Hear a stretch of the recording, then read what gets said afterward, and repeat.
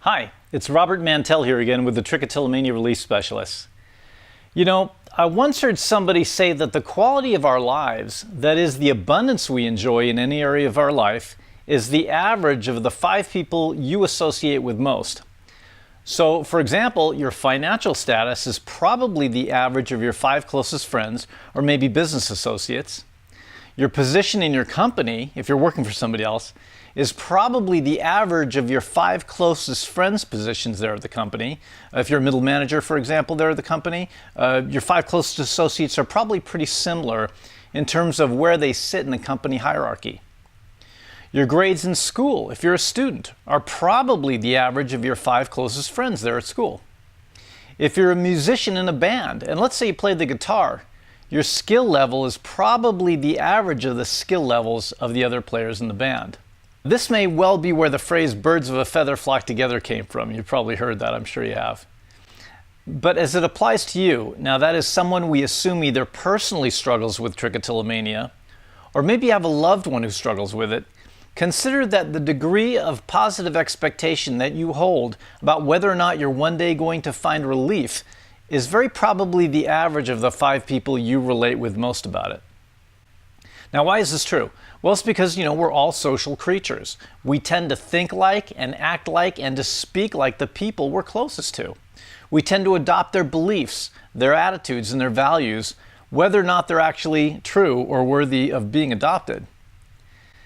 Now, when we talk about the 5 people closest to you, this could well mean your other family members.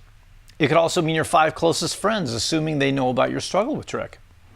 And maybe you don't talk to that many of your friends about it, but even if it's only 1 or 2 of your friends that know about it, what's their attitude about it like? Are they generally supportive of you? Do you get the impression they believe you can conquer this thing? We could be talking about the 5 most recent therapists or other professionals you've gone to see for help with this thing. It could mean the average level of sincere belief held by those therapists in your ability to actually resolve this challenge. Do you belong to a support group, either in person or virtually, online? What's the pervasive attitude like in that group? Do you feel stronger or more motivated to stop pulling your hair as a result of having spent time with them? Or is it a group that basically just gets together and at the end of all that, you notice you're actually feeling worse than you did before you showed up? I mean, it's good to feel supported by others who you believe personally understand what it's like to struggle with trichotillomania. That can feel very important, of course, to someone who deals with this thing day in and day out and doesn't have anyone else to turn to or to confide in about it. So we're all for that. We know that's important.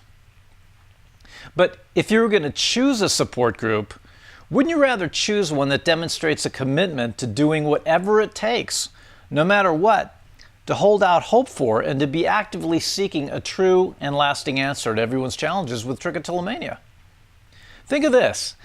It's probably also reasonable to say whatever the average level of success your friends or support group has enjoyed in terms of having found a workable solution for trichotillomania, that also very probably reflects your own level of success. So it stands to reason that if you want to upgrade your own expectations for relief from trichotillomania, you might start to think about how you can upgrade the pertinent influences in your life.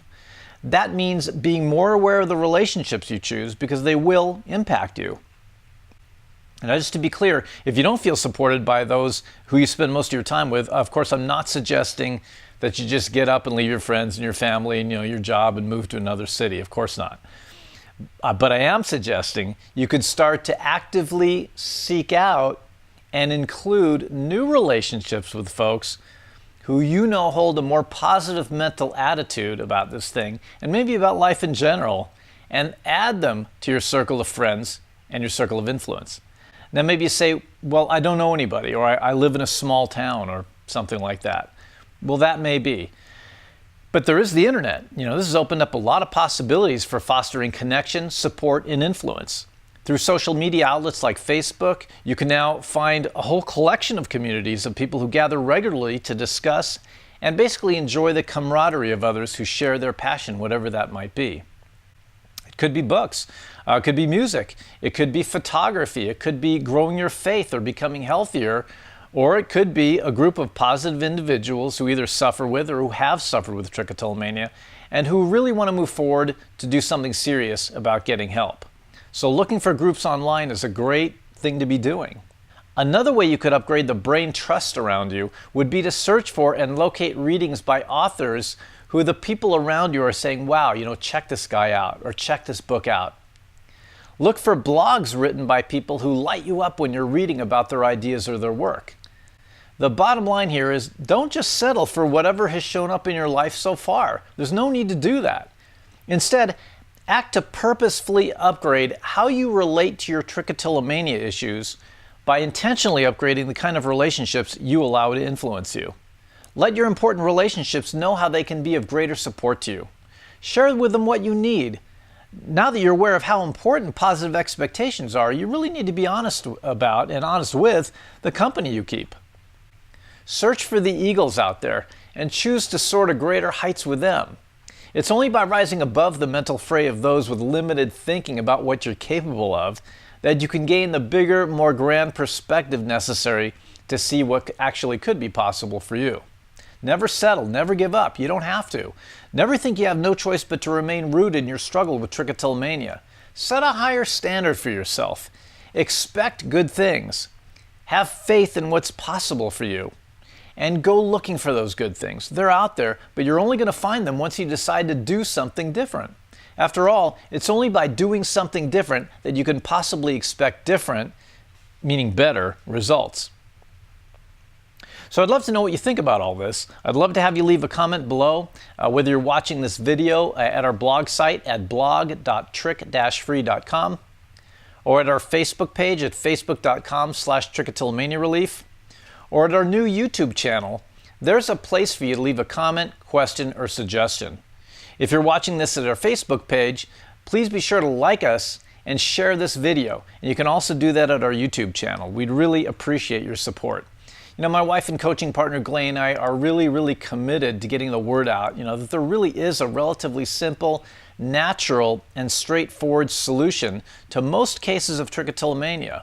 And that Glay and I are doing it here practically every day of the week, and we've been doing it for years with clients from all over the world. If you're curious, call us or drop us a note. Let us know you'd like to talk and learn more about how we're able to make the kinds of compelling claims that we do. That's it for now. Thanks for watching, and have a great trick-free week.